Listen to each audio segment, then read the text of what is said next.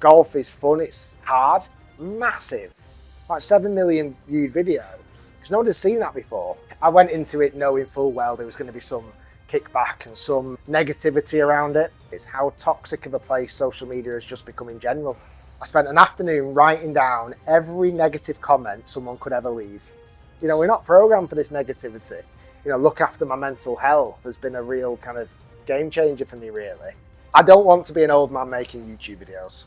Rick Shiels is the biggest golf YouTuber in the world, boasting over 2.9 million subscribers on his main channel. This year he shocked the golfing world when he announced that he was signing with LIV Golf as an official ambassador and content creator. I recently caught up with Rick at the LIV Golf Singapore event to find out how he's settling into his new role, whether the online backlash made him question his decision at all, and what this move will mean for his content and channel moving forward.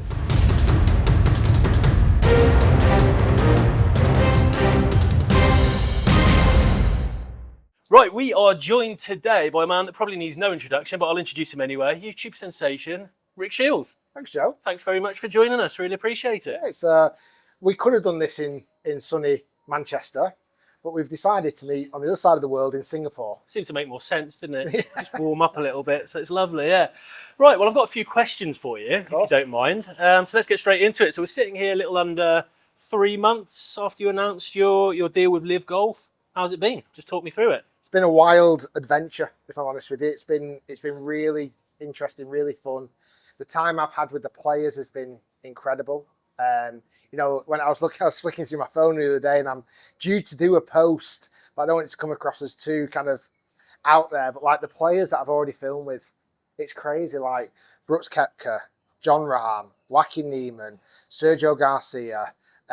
You know, the list is astonishing already, and we're only 3 months in, and it's going to continue to get better. The traveling's been fantastic. You know, there's lots of new places I've never been to. You know, would I find myself in Singapore? Probably not, really. But to come here and play golf courses, and play this golf course in particular, which is one of the most beautiful golf courses I've ever played in my life, it's been a real pleasure. And you know, there's lots of lots of locations on the roster that I haven't been to before, and I'm really excited about going to. Okay, that's really interesting. So, you mentioned the travel side of things. How are you finding that? Because you've got a relatively young family. How are you finding managing that? The more demands on your time travel-wise? Yeah, I mean, to be fair, I travel quite a lot anyway, and normally it's quite sporadic. So it'll be, you know, I probably did 10 to 11 trips away a year roughly. Where this, even though it's 14 events I'll be away for, once you actually kind of put back-to-back weeks together, it almost feels like it's just one trip. Yeah. It's just one goodbye and one presents back from the airport for the kids and my wife. So it feels like it's actually less time to some degree. It's less, you know, once you're away for a week and you kind of miss the kids and they miss you, you kind of get past that point a little bit. And it's structured. Like, I've got a plan. I sat down with my wife at the start of this year and went, I'm going to be here, at those dates. Don't book anything. I can't go to anything. But here's the weeks that I'm off. Here's the weeks where we can go on holiday. Here's the weeks where we can have a nice, you know, trip away and whatever, which I've never really had that before. So that's quite nice. So whilst the travel's there, you've got the structure to be able to manage it. That's quite kind of cool. So what sort of reaction were you anticipating when you signed the deal with LIV? And how has it played out in reality? How have you found it? How's it been received? I thought everybody in the world was going to absolutely love the announcement. Yeah. Listen, I went into it knowing full well there was going to be some kickback and some negativity around it. You know, and I did a really good exercise actually. Just before I announced it, the day before, I spent an afternoon writing down every negative comment someone could ever leave. Like literally pages of negative comments. And I thought to myself, well, if somebody writes something worse than that tomorrow, fair play. Like, I'll give them a round of applause. So you sat there physically writing out every negative comment that I expected to receive, because I knew what I was expecting. You know, I've seen it when players have signed for LIV. You know, I know what it's going to be like. I think probably one that maybe caught me off guard or surprised me a little bit is maybe so many people thought I was really anti-LIV. And it's not the fact I've been anti-LIV. You know, I don't think it's a perfect product yet. I think every single event is getting better and better, and I've seen that from when it first started to now. And I have a podcast, obviously, and I talk about things around golf. And, I've always kind of been quite open-minded to its potential, but also flagged a few areas where it needs to improve. And it does improve in those areas. So I think that's probably the one that caught me off guard. Maybe people feeling like I was very anti-LIV when that's not really the case. Okay, that's interesting. And then can you give us a little bit of a sneak peek into how the kind of discussions took place? Who approached who? Did it take long to make that decision? How does that work when something like this happens? It's just a knock at my door one day. Just literally a knock at my front door. Said, come on, come with us. And I said, how much? And no, I'm joking. It's been in the pipeline for a long time. And that genuinely, like, ever since it first ever came out. So not something I've ever really said before, but one of the conversations that happened really early doors when LIV first came out is they didn't have anywhere to host the first event, as in the actual broadcast. And one of the very first conversations, they came to me to put it on my channel. So they were actually not going to do it on their own channel. They didn't have a partner. They wanted to put it on my YouTube channel. This is the first ever event at Centurion. And I was like, oh, I don't know how this is going to pan out. I don't know how this is going to land. So I didn't go with that for the right reasons. So I've always had dialogue with LIV over the years. And then February last year, almost the same time now last year, kind of conversations took place about what involvement could I have. And I saw an opportunity to be, put a content plan together. So it's kind of mutual, really. They wanted more exposure for their players, events, etc. I felt like having time with players and traveling the world and going to these amazing places was going to benefit our content, and the viewers were going to love it. It was like, well, actually, why don't we work together? And this kind of works quite nicely. Superb, absolutely. So you've kind of alluded to, you've been to enough events, you've been around enough LIV events now since you signed. As you said, it's still a young tour. So what would you change about it to help it? Now you have a better understanding of its workings. Is there anything that screamed out to you now you've been on the inside? Unlocking personalities. Because they're there, right?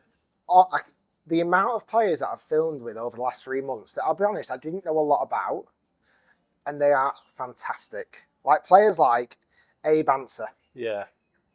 Truth be told, I didn't know a lot about him. I didn't really know a lot about him, and I'm filming with him. He was on the range before. He's just an amazing human being, super talented, really funny, really like great on camera. So he really, really impressed me.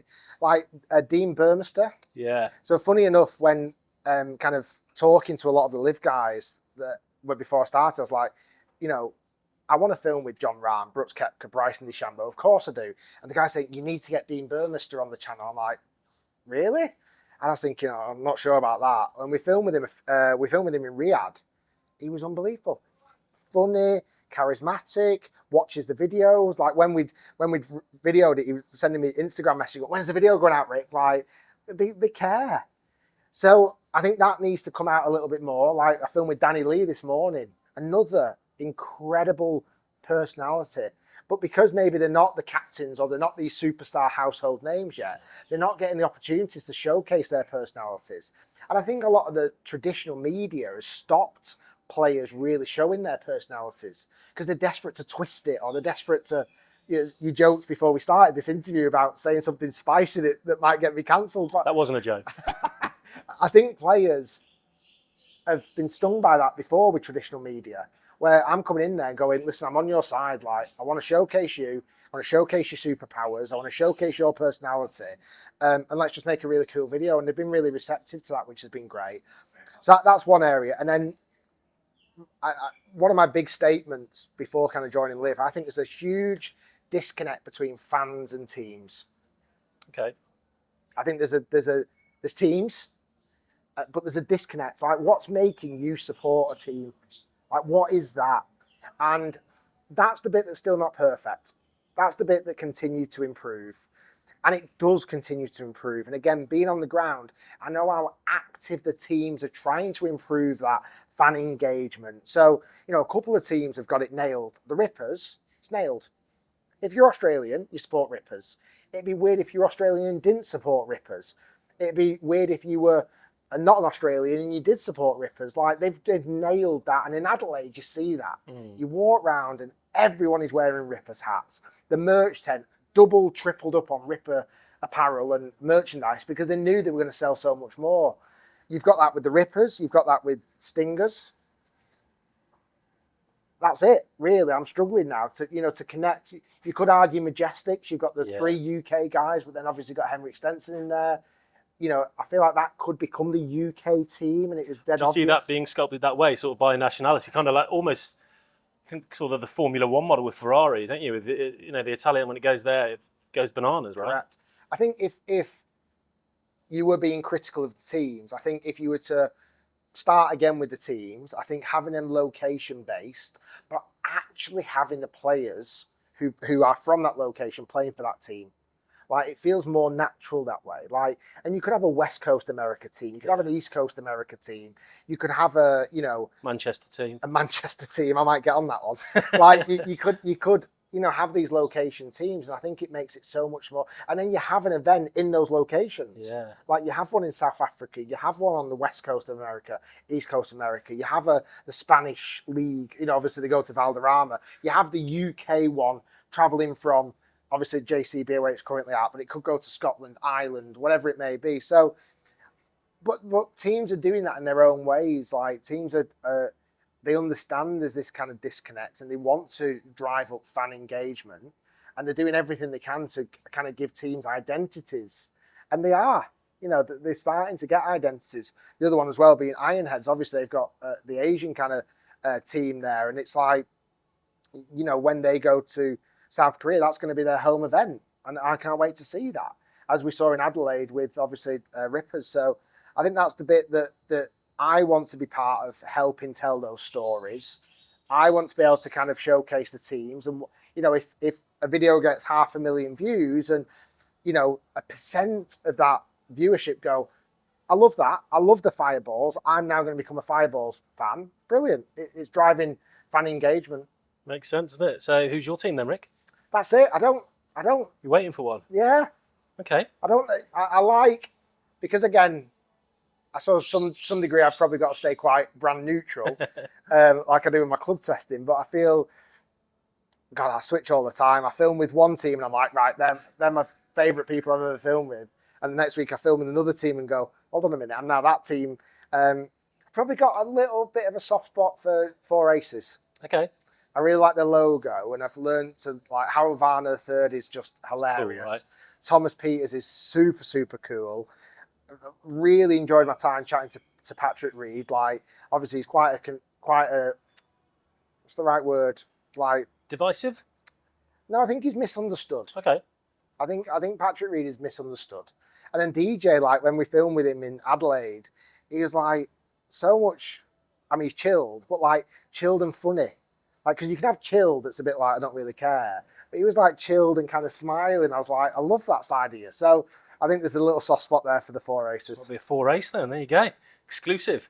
So you're now working with the tour, and we've got the likes of Grant Horvath making content with the likes of Tiger Woods, Phil Mickelson, Rory McIlroy, and other YouTubers are persuading some of the greats of old and new to appear on their channels.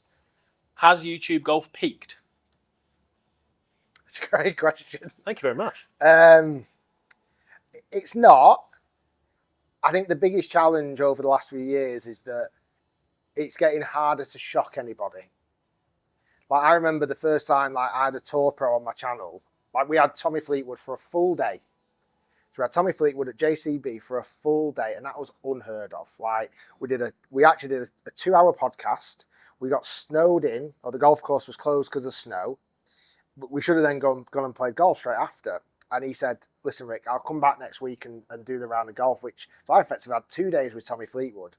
We filmed 18 holes. It was him literally carrying his golf bag. I think he was 9th best player in the world at the time. Saw it, yeah. And it's like, that had like 5-6 million views because like nobody had ever seen it before. Like, it was like so new, and he was so real. As these players are, it was such a real video. Him walking around, it was filmed in December. It was a little bit muddy, it was a little bit wet. And it was like, that, I think, shocked people. But then, you're right, every other week now, there is big name players on YouTube videos, and it's getting harder to shock people. I think the only big shock now would be getting someone like me versus John Rahm around Augusta National, or me playing with Tiger Woods around Augusta National, or whatever it may be. Like, I think that's or the first golfer to play golf on the moon. But I also, that almost feels like it wouldn't shock people either. Do you know what I mean? It's a bit of a weird one. So Worry that, isn't it? If that's... yeah. So I think the shock factor has changed. One of my most successful videos ever, I think it actually is my #1 video, is he's actually on LIV. He's Sam Horsfield on the Majestics. He was about 100th in the world, and we chatted. This was a few years ago now, and we chatted on social media quite a bit. And he said, "I'm coming over to Manchester," because he's originally from Manchester. Let's hook up. And I said, "Oh, let's do it." And that morning, or a couple of days before, we were scratching our head going, what we're going to do with Sam Horsfield? At the time, he wasn't the biggest name in the world. And it's like, well, what about if we just took him to a normal golf course in the rain on a cold day and see what he can shoot? And it was like brilliant. And the viewership for that was massive, like 7 million viewed video, because nobody's seen that before. Nobody's seen a tour pro play a normal golf course. You see that every day on YouTube now. Like Bryson's doing it on a series. So it's not Pete. You've just got to be much more creative to really get those kind of 10 million viewed videos now. Okay, interesting. Yeah, that was the next question about how is YouTube going to stay relevant, but I guess you've answered that in the creativity side of things. You've got to really... Creative or incredible storytelling. I think presenting now, being a phenomenal presenter, like those guys, is something I've really trying to pioneer my channel on, is being a really solid presenter and trying to make it fun and entertaining. Grant's got that in abundance. Bob Does Sports has got that in abundance. Bryson's got that in abundance. Like the good lads they all know how to present.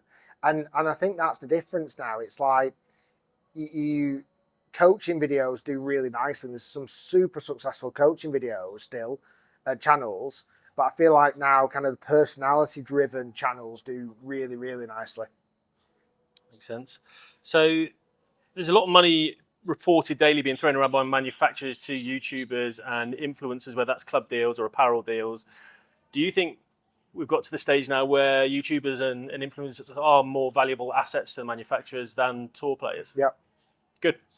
Yeah, 100%. Can you pinpoint a time where that the scales tipped, where that actually occurred? I think it's once manufacturers and brands realised that content was king, and just putting a stamp on a player doesn't really change the dial.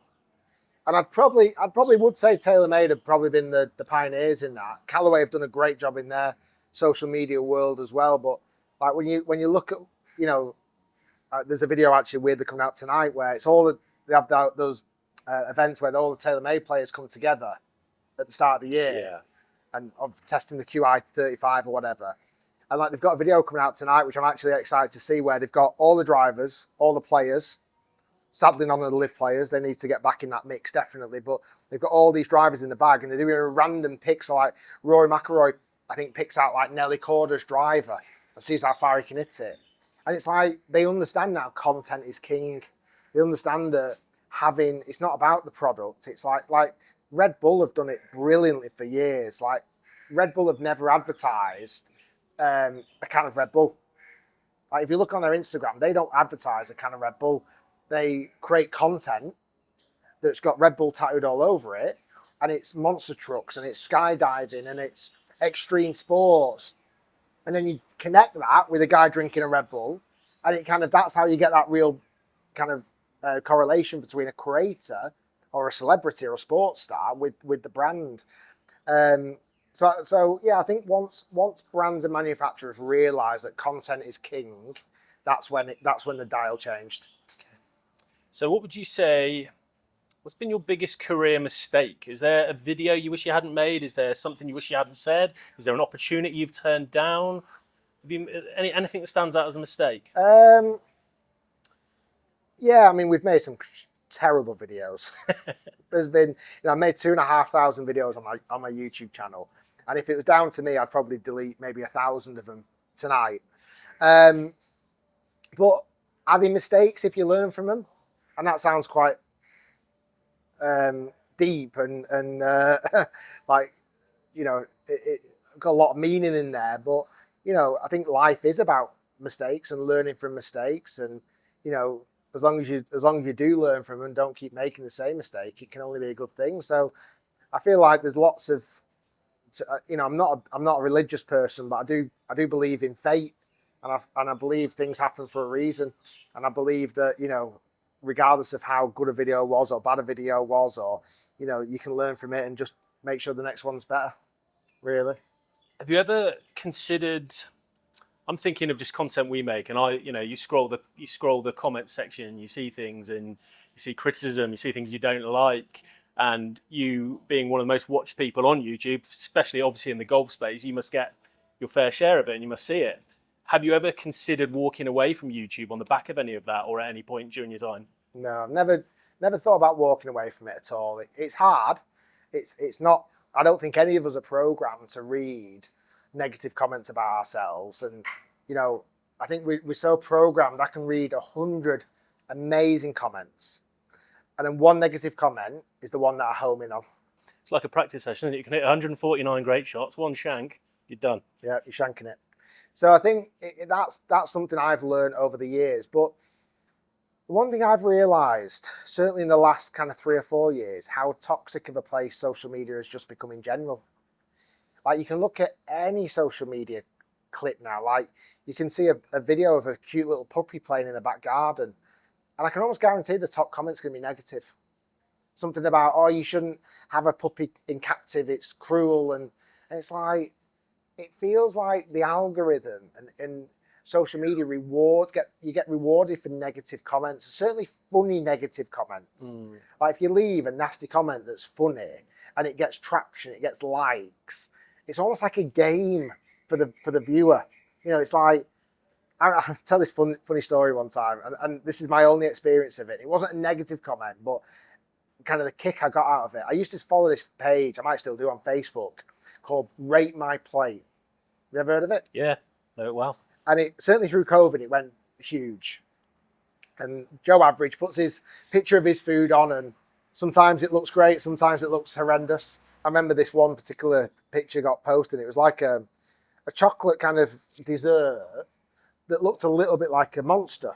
And someone said, oh, name this. And I called it the Choc Nest Monster. Good. Very proud of myself. Good, yeah. Very proud of myself.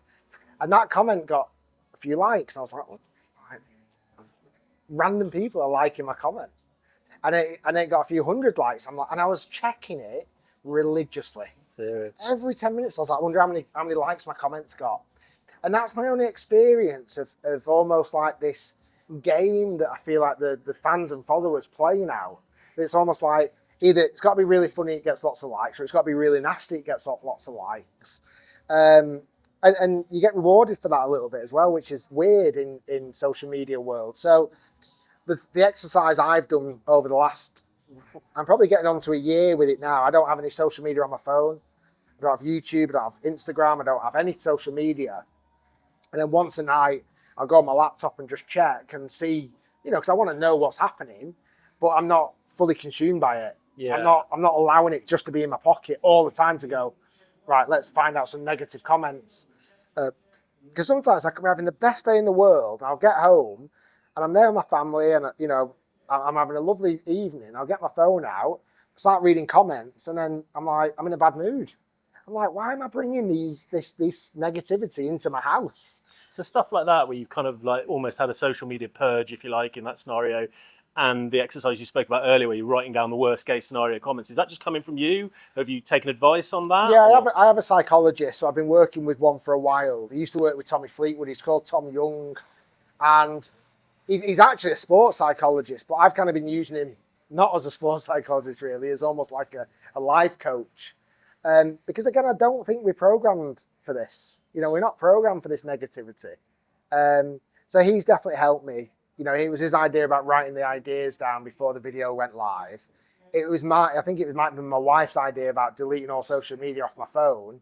But it's kind of, I suppose that's been my discipline to some degree. Like, I stopped drinking 8 months ago, you know, because you can easily just be sat at the home having a couple of beers. You start reading some negative comments and it makes it worse, or you reply back, which I don't really do. I never really reply back to negativity, but it can happen when you've had a few beers. So like not drinking and trying to exercise a little bit more, trying to, you know, look after my mental health has been a real kind of game changer for me, really. And I feel more comfortable doing that as well. I feel happier, and I feel, at the end of the day, we're playing golf and we're making golf videos for a living.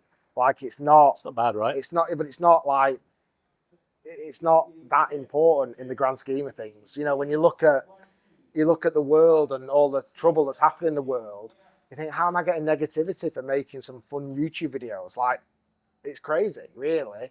And how am I getting negativity for taking on an exciting opportunity? Like, it seems wild when it's my decision, it's my, prerogative, and I'm super excited about it, and I'm happier. I feel really happy with things at the moment, which is great. It's great.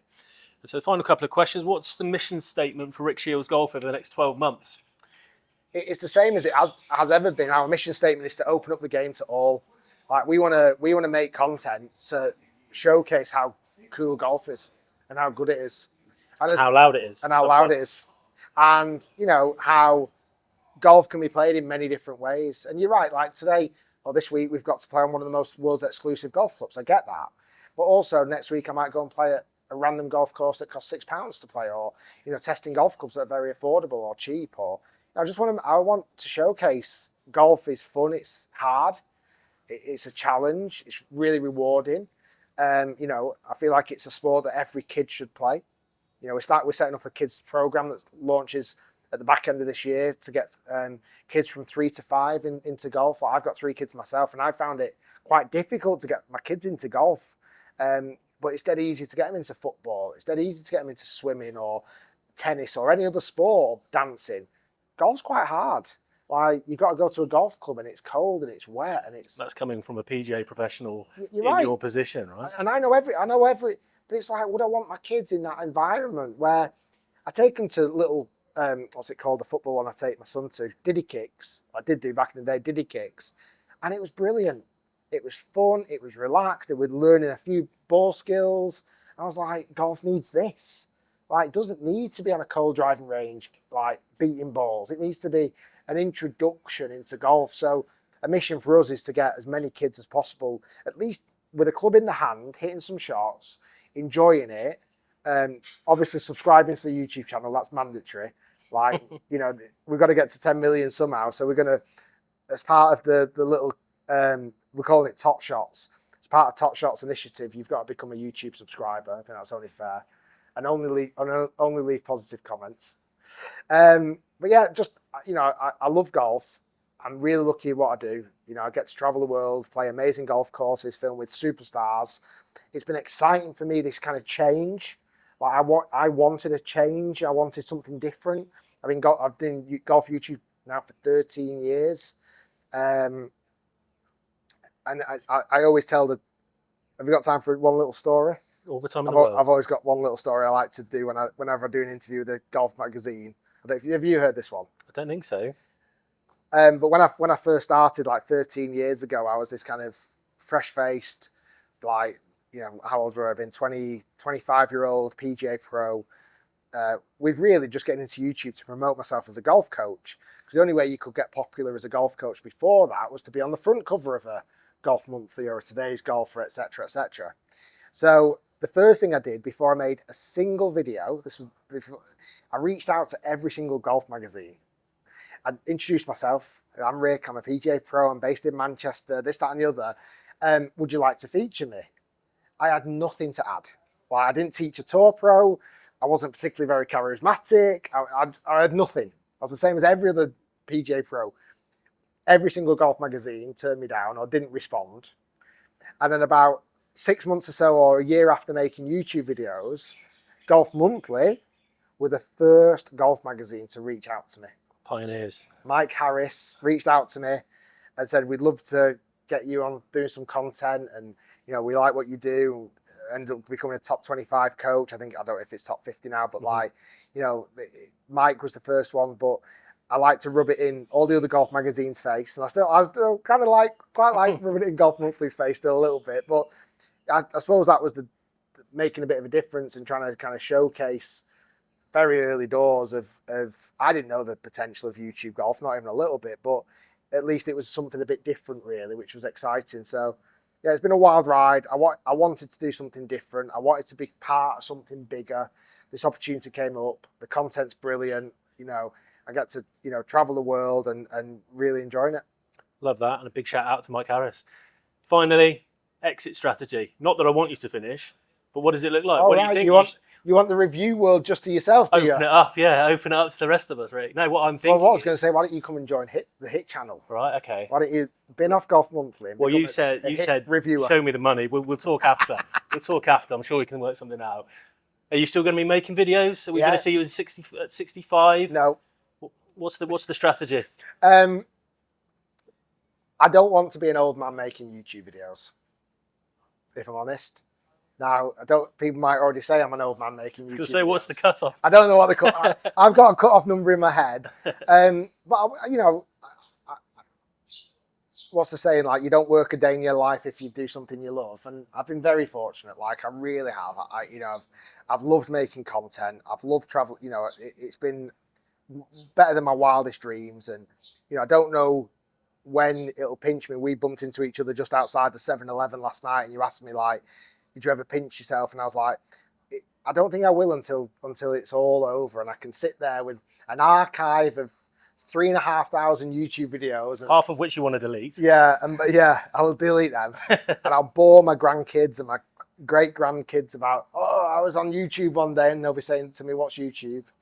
You know, I don't want it to last forever. You know, I feel like there's a natural kind of pathway to pass it on to. Already the new youthful creators are coming through, and it's great to see, and I want it to continue. Like, maybe I'll take a managerial role, you know. So I'm sounding like an ex-footballer here. Become a I don't think I'll do punditry. I think I'd be terrible at punditry. I think I'd say something wrong live. Like, I like the security of being edited. But yeah, maybe setting up a management company to help new YouTubers come through the scene. Maybe I've always had this idea of setting up YouTube channels not in golf, like almost taking the knowledge that we've learned in golf and applying it to another sport. Like, paddle's huge at the moment. Like, could we find the next Rick Shiels in paddle potentially, or the next good in paddle? Who knows? But like, I think that's a nice pathway to go down. Really excited about my kids program that I want to set up. You know, if in 5 years that's what I'm doing, I'd be really, really happy. Like, introducing kids into golf and having, you know, hundreds of thousands of kids coming into the system, I'd be delighted with that. It's brilliant. It's great to hear, and I just want to thank you. I want to apologise on behalf of Golf Monthly for the early snub. No, don't worry. I'm good. I'm friends with Golf Monthly. Good, and thank you so much for joining us, Rick. That was brilliant. Thanks, Joe. Appreciate that.